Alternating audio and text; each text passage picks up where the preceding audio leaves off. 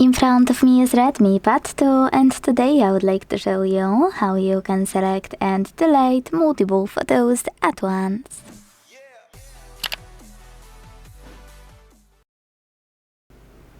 First of all, you need to open Photos app, which in this case is called Gallery, and decide if you want to remove your photos from Photos or from one of your folders located in Collections.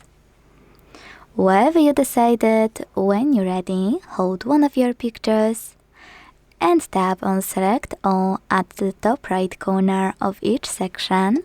I have only June 2026, but you probably have more.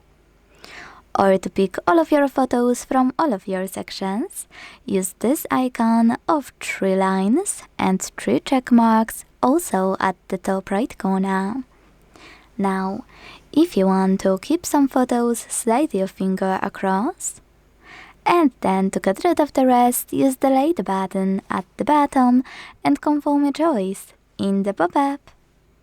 Thanks so much for watching. If you enjoyed this video, leave a like, comment and subscribe. Bye!